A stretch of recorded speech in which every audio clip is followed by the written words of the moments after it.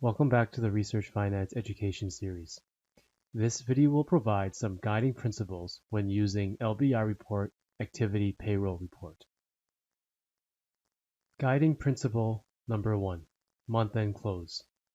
It typically takes 8 business days for month-end to close and finalize the prior month. Therefore, refrain from reporting the prior month until the report is published for use. The report should be available on the 9th business day of the month. If it is not there, you can contact Research Finance regarding delays and when it will be available. Changing raw data. Refrain from changing or modifying the payroll and accounting records to avoid inconsistencies in our accounting books. This may include adding expected costs or reducing expected costs.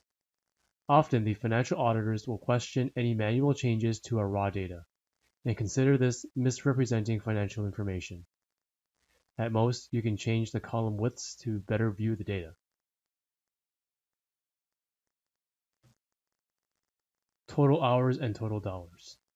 When reporting hours and dollars worked, ensure you report on total hours and total dollars, as this would be the full cost of the employee's salary. Refrain from paid, reverse, and accrual data when bringing information into your pivot table.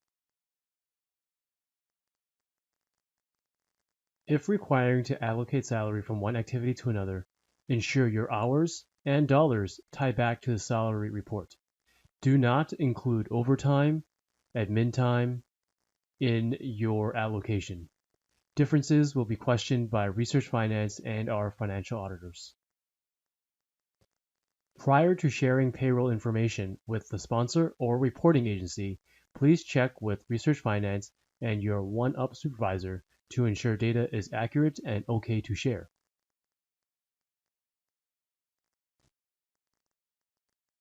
Employee information.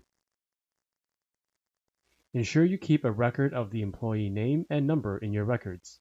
This will be useful when managing staff for employee change forms, salary allocations, etc. Only salary allocations can be done in the past 12 months as permitted by the sponsor requirements, as reporting may have been completed.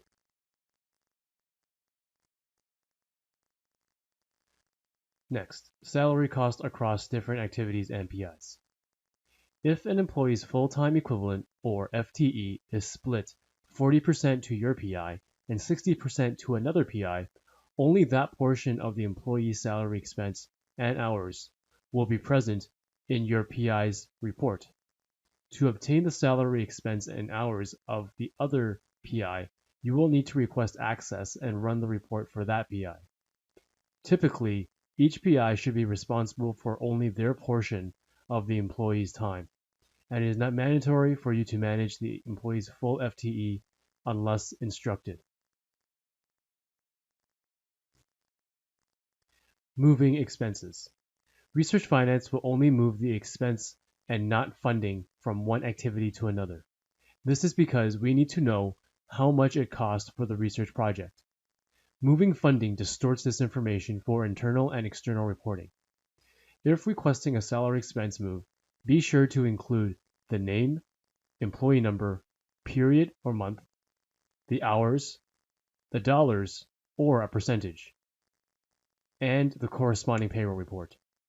When Research Finance moves the expense, it will appear as one line item as opposed to multiple lines when originally entered by payroll. As you can see, it is better to place people in their corresponding activity at the start or use workforce management daily or weekly when moving salary expenses to the corresponding activity. If you have any questions about this presentation, please contact Research Finance or your Research Financial Analyst for any questions. Thanks for watching.